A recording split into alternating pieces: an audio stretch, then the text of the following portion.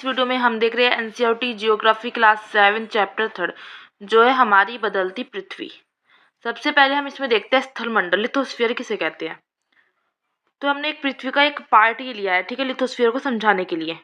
पृथ्वी की सतह से लेकर 100 किलोमीटर की मोटाई को हम क्या कह देते हैं, स्थलमंडल। ये कह सकते हैं हम क्रस्ट सहित मेंटल का जो ऊपरी भाग है, या हम कह सकते हैं पृथ्वी की ऊपरी सतह। सबसे पृथ्वी की जो ऊपरी सतह है वो क्या है, लिथोस्फीयर है, स्थलमंडल। उसके नीचे जो ये वाली आती है वो हमारी हो जाती है एस्थेनोस्फीयर। एस्थेनोस्फीयर में क्या आते हैं, रेडियो एक्टिव सारे तत्व आते हैं। तो कहते थे कि पृथ्वी की सतह से 100 किलोमीटर की मोटाई को स्थलमंडल कहते हैं। और क्रस्ट सहित मेंटल का ऊपरी भाग, क्योंकि क्रस्ट भी इसमें ही होता है और मेंटल भी उसमें होता है, तो क्रस्ट सहित मेंटल का जो ऊपरी भाग है वो ही हमारा स्थलमंडल है, या पृथ्वी की सबसे ऊपर की सतह लिथोस्फीयर स्थलमंडल कहलाती है। अब इसमें रेडियो एक्टिव तत्व होते हैं, ठीक है। तो इनकी उपस्थिति से ही, इनकी रेडियो एक्टिव तत्व की उपस्थिति से ही ऊर्जा का क्या होता है, निष्कासन होता है। मतलब ऊर्जा यहाँ से निकलती है, कहाँ से, एस्थेनोस्फीयर से। यहाँ पर उपस्थित चट्टानें क्या होती है, जब ऊर्जा निकलेगी तो जाहिर सी बात है वो पिघलेगी, और जो चट्टानें जब पिघलेगी तो चट्टानों का पिघला रूप ही क्या होता है, मैग्मा कहलाता है। मैग्मा कहलाता है, ठीक है। 100 से 200 किलोमीटर की मोटाई में मैग्मा पाया जाता है स्टेनोस्फीयर के पास। और जब ये मैग्मा क्या होता है, जब ये मैग्मा ऊपर उठता है, जब ये मैग्मा क्या होता है, ऊपर उठता है, और जब ये यहाँ से ऊपर उठेगा तो ये लिथोस्फीयर की जो सतह है, सरफेस, उससे टकराएगा। लिथोस्फीयर की सतह से टकराता है, और जिससे सतह पर क्या होती है, दरारें पड़ जाती है। अब दरारें पड़ेगी तो टुकड़ों में टूटेगी, जाहिर सी बात है। इन्हीं टुकड़ों को क्या कहते हैं, प्लेट्स, जिन्हें हम कहते हैं ना, पृथ्वी पे जो ऊपर, पृथ्वी के ऊपर प्लेट्स है, तो इन टुकड़ों को प्लेट्स कहते हैं। प्लेट शब्द का प्रयोग सबसे पहले किसने किया था, ट्रूजो विल्सन ने किया था। यहाँ से इतना समझ आ गया, ठीक है। स्थलमंडल जो है अनेक प्लेटों में विभाजित होता है, इन्हें हम स्थलमंडल प्लेट कहते हैं, जिनके भी हम प्लेट की हमने बात की थी। प्लेट हमेशा धीमी गति से चारों तरफ घूमती रहती है, और पृथ्वी के अंदर पिघले हुए मैग्मा में होने वाली गति के कारण ही ऐसा होता है कि चारों तरफ घूमती है और मूवमेंट करती है। पृथ्वी की गति के कारण पृथ्वी की सतह में जो परिवर्तन होते हैं वो बलों के आधार पर उनको विभाजित किया गया है। जिस स्थलमंडल में कह सकते हैं एक तो एंडोजेनेटिक फोर्स होता है और एक एक्सोजेनेटिक फोर्स, अंतर्जनित बल और बहिर्जनित बल। एक्सो और एक हो गया एंडो। एंडोजेनेटिक फोर्स में क्या होता है, जो बल पृथ्वी के आंतरिक भाग से उत्पन्न होते हैं, ठीक है ना, जो बल पृथ्वी के अंदर के भाग से उत्पन्न होते हैं वो हमारे क्या है, एंडोजेनेटिक। ये दो प्रकार के होते हैं, ठीक है ना। और जो एक्सोजेनेटिक है वो क्या है, जो बल पृथ्वी के बाहर ही, मतलब कि बाहर आउटर सरफेस पर उत्पन्न होते हैं, वो हमारे क्या है, एक्सोजेनेटिक। ये दोनों नाम से ही पता चल रहे हैं। अब हमने कहा कि जो एंडोजेनेटिक है वो 2 टाइप्स होते हैं, सडन फोर्स होता है, एक कौन सा होता है, डायस्टोट्रोपिक फोर्स। अब ये क्या होते हैं वो हम देखते हैं। पहले देखते हैं हम सडन एंडोजेनेटिक फोर्स क्या होते हैं। सडन मतलब एकदम से, अचानक से। तो वो बल जो अचानक पैदा होता है और पृथ्वी के आंतरिक भाग से, पृथ्वी के अंदर के भाग से जो अचानक पैदा होता है वो होता है सडन एंडोजेनेटिक फोर्स, जैसे भूकंप, ज्वालामुखी एकदम से आते हैं। डायस्टोट्रोपिक फोर्स किसे कहते हैं, इसमें ये भी ये 2 प्रकार के होते हैं, एक तो महादेशजनक बल होता है, एक पर्वत निर्माणकारी बल। पर्वत निर्माणकारी बल किसे कहते हैं, जब पर्वत का निर्माण होता है, और महादेशजनक बल वह बल जिसके प्रभाव से एक विशाल भूखंड का निर्माण होता है। अब पर्वत निर्माणकारी बल भी 2 टाइप के होते हैं, तनाव और संपीड़न। तनाव में क्या होता है, जब 2 बल अलग अलग दिशा में लगते हैं, विपरीत दिशा में, और तनाव के कारण क्या होता है, यहाँ पे घर्षण की क्रिया होती है। संपीड़न क्या होती है, जब वलय की क्रिया आती है, मतलब वलय बनते हैं रिंग टाइप, उसे कहते हैं संपीड़न, ठीक है, सिकुड़ना।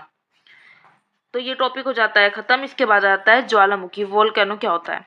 तो वह छिद्रीय दरार है वोल्केनो, जिससे भूगर्भ का तप्त और पिघला हुआ जो पदार्थ, तप्त और पिघला हुआ पदार्थ मतलब मैग्मा, वो भूपृष्ठ पर क्या होता है, उद्गारित होता है, निकलता है, उसे कहते हैं हम ज्वालामुखी।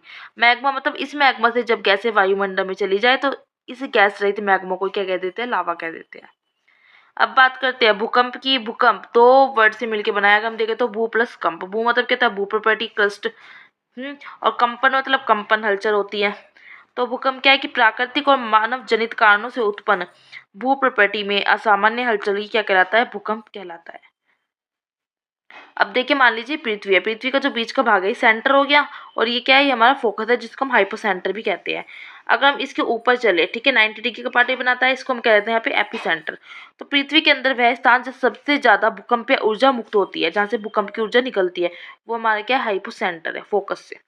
और फोकस से ठीक 90 डिग्री पर, फोकस तो ये उसे ठीक 90 डिग्री पर, जहाँ सबसे पहले भूकंप का अनुभव किया जाता है, एपिसेंटर पर भूकंप का सबसे प्रभाव ज़्यादा होता है। एपिसेंटर पे क्या होता है, जो 90 डिग्री पर है फोकस के, तो वहाँ पर भूकंप का प्रभाव सबसे ज़्यादा होता है।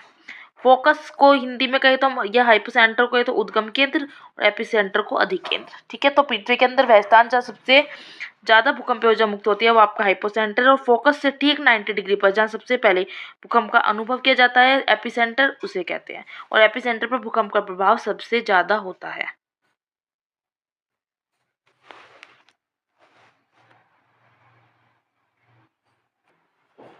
ओके, क्लियर हो गया ये कि भूकंप जो है दो वर्ड से मिलकर बना है, भू और कंप।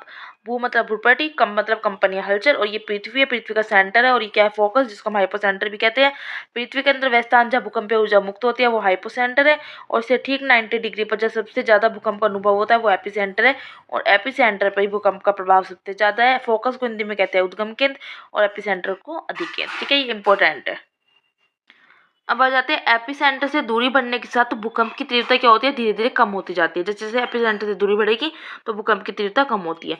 फोकस से जो भूकंपीय ऊर्जा उत्पन्न होती है यह ऊर्जा तरंग के रूप में चलती है, और इन तरंगों में जो सिस्मोग्राफ में पहले रिकॉर्ड होती है उसको कहते हैं हम प्राइमरी वेव या पी वेव, और जो बाद में रिकॉर्ड होती है उसको सेकेंडरी वेव या एस वेव कहते हैं। सिस्मोग्राफ पे रिकॉर्ड होती है ये प्राइमरी वेव और सेकेंडरी वेव का जो मिला जुला रूप है उसको हम बॉडी वेव्स भी कहते हैं। ये हम कह सकते हैं बॉडी वेव क्या है, वो तरंगे जो पृथ्वी के फोकस से पैदा होती है। वे तरंगे जो पृथ्वी के एपिसेंटर से पैदा होती है उनको सरफेस वेव कहते हैं, जो फोकस से पैदा होती है उनको बॉडी वेव्स।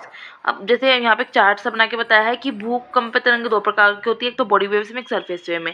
बॉडी वेव्स वाली तरंगे फोकस से आती है, सरफेस वेव वाली एपिसेंटर से। बॉडी वेव वाली टू टाइप के, प्राइमरी और सेकेंडरी वेव्स, और ये आपकी आर और एल है, लव तरंगे और रेले तरंगे। भूकंप का मापन एक यंत्र से किया जाता है जिसे भूकंप लेखी मापन कहते हैं, और भूकंप की तीव्रता रिएक्टर स्केल पर मापी जाती है। अगर भूकंप की तीव्रता 2.0 तक आई तो वो ना के बराबर है कि कोई भूकंप से कुछ नुकसान नहीं हुआ, और 5.0 तक आई तो वस्तु के गिरने से थोड़ी बहुत हानि होगी, भूकंप आएगा जब। 6.0 का जो भूकंप मापा जाता है वो काफ़ी शक्तिशाली होता है, अगर 7.0 का तो सबसे ज़्यादा खतरनाक। यहाँ पे बात करते हैं आगे, आपको जलप्रपात के बारे में पढ़ोगे आप, तो सबसे ऊंचा जलप्रपात जो है दक्षिण अमेरिका के वेनेजुएला का एंजेलो जलप्रपात है, याद रखना है ये। अफ्रीका में जो है जाम्बिया और जिम्बाब्वे की सीमा पर जो स्थित एक विक्टोरिया जलप्रपात है। अब आ जाता है इंपोर्टेंट टॉपिक है, अपक्षय अपरदन क्या होता है, वेदरिंग एंड इरोजन। वेदरिंग क्या होती है कि वह क्रिया जिसमें चट्टान, जैसे ये पहाड़ है कोई चट्टानों से मिलकर बना है, ठीक है, तो चट्टानों के कण क्या होता है, ढीले होते हैं लेकिन वो अपने स्थान पर बनाते हैं, ढीले होते हैं लेकिन अपने स्थान पर ही बने रहेंगे, जाएगी नहीं कहीं, तो ऐसी प्रक्रिया को अपक्षय कहते हैं। लेकिन एरोजन में क्या होता है कि वह क्रिया जिसमें चट्टानों के अगर ढीले तो हो गए, और ढीले होकर वो अपना स्थान छोड़कर, जैसे यहाँ पे है, ढीले होकर फिर स्थान छोड़कर नीचे गिरने लगते हैं, मतलब दूसरे स्थान पर चले जाते हैं, तो ऐसी प्रक्रिया को अपरदन कहते हैं। अपक्षय व अपरदन जो है वायु, नदियों, हिम के द्वारा होता है। ये जो ढीले हो रहे हैं ना, किसके कारण हो रहा है, वायु के कारण हो रहा है, नदियाँ आ रही है उसके कारण हो रही है, हिम बर्फ के कारण हो रहा है। वायु, जल आदि अपरदित पदार्थ को एक स्थान से दूसरे स्थान पर ले जाने क्या है, निक्षेपण है। निक्षेपण, अपरदन और निक्षेपण से क्या होती है, अलग अलग स्थलाकृतियों का निर्माण होता है। आ जाते हैं हम नदी की बात करते हैं। नदियों के कार्य में जाता है परिवहन, अपरदन, निक्षेपण, ये सब आ जाते हैं। जब नदी किसी ढाल वाले स्थान से अत्यधिक कठोर शैल वाली घाटी में गिरती है, मतलब गिरना नदियों का पानी का, तो ये क्या कहलाती है, जलप्रपात बनाती है। जब नदी मैदानी क्षेत्र में प्रवेश करके मोड़दार मार्ग से इस तरह सांप की तरह निकलती है, ठीक है, बहती है, नदी क्या करती है, किसी मैदानी क्षेत्र में प्रवेश करके मोड़दार मैदान में इस तरह देखिए सरपरी विसर्पी में बहती है सांप के कार की, तो उसको हम कहते हैं विसर्पी, मोड़ों का विसर्प। चाप झील या गोखू झील किसे कहते हैं, समय के साथ जब ये विसल्प जो है ये लूप नदी से कट जाते हैं और एक अलग झील बनाते हैं, मतलब आते आते ये ना अलग हो जाते हैं, जैसे ये आ रहा है तो इस तरह होके अलग हो जाते हैं, कट जाते हैं, तो जिससे ये एक अलग झील बनाते हैं, इस अलग झील को हम चाप झील कहते हैं और गोखू झील कहते हैं। ठीक है ना, गोखुर कैसे, क्योंकि खुर की तरह ऊपर का होता है ये इनका, इसलिए, और एक अलग हो जा रहे हैं, तो इसको हम कहते हैं चाप झील या गोखुर झील। नदी अपने तट से बाहर बहने लगती है, जिसके कारण क्या होती है, बाढ़ आती है, और बाढ़ नदी के तटों के निकटवर्ती क्षेत्र में महीन मिट्टी और अन्य पदार्थों का निक्षेपण करती है। ऐसी मिट्टी और पदार्थ अवसाद कहलाते हैं। समुद्र तक पहुँचते पहुँचते धीरे धीरे नदी का प्रवाह क्या हो जाता है, धीमा हो जाता है बहुत, और जिससे नदी अनेक अनेक धाराओं में अलग अलग विभाजित हो जाती है, जिसे हम वितारिका कहते हैं। समुद्री तरंगों में की एक विशेषता ये है कि इस सब क्या बनाते हैं, तटीय मेहराब बनाती है, ठीक है ना, एक गुफा की तरह एक स्टैक बनाती है कि एक अलग पत्थर हो गया बिल्कुल, समुद्री गुफा, जिसके क्या होता है ऊपर कोई आर पार कोई दीवार नहीं होती, सिर्फ इस तरह बहने का होता है, उसे कहते हैं समुद्री गुफा। ठीक है ना, ये थोड़ा सा उल्टा बोल दिया है ना, देखो समुद्री तरंगों में सबसे पहले है हमारा समुद्री गुफा। समुद्री गुफा मतलब इस तरह गुफा होती है, ठीक है। तटीय मेहराब की बात करती हूँ तो यहाँ पे क्या होगा, तटीय मेहराब में सिर्फ यहाँ पे मतलब कोई यहाँ पर जैसे समुद्री गुफा में तो एक स्थान होगा, इस तरह बंद होगा थोड़ा, लेकिन तटीय मैदान में आर पार निकल सकते हैं। स्टैक में क्या होता है, ये पूरा कट जाता है और एक पत्थर बन जाता है खाली। ये आप देखोगे एनसीईआरटी में दिया गया है। एक मिनट दिखाती हूँ मैं। देखिए ये रहा, समुद्री गुफा में थोड़ा ये बंद सा है, गुफा की तरह है अंदर। तटीय मैदान में क्या है, सिर्फ एक होल हो गया, आर पार जा सकते हैं। स्टैक में एक अलग पत्थर हो गया। हिम नदी की बात करें तो हिम नदियाँ हिमानी कहते हैं। इसका मतलब क्या है, बर्फ की नदियाँ। पवन की बात करें तो लॉयस लॉयस जो है चीन में पाए जाते हैं, विशाल लॉयस पाए जाते हैं।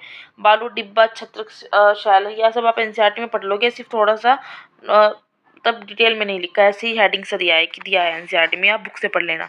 तो चैप्टर यहाँ पर हो जाता है खत्म।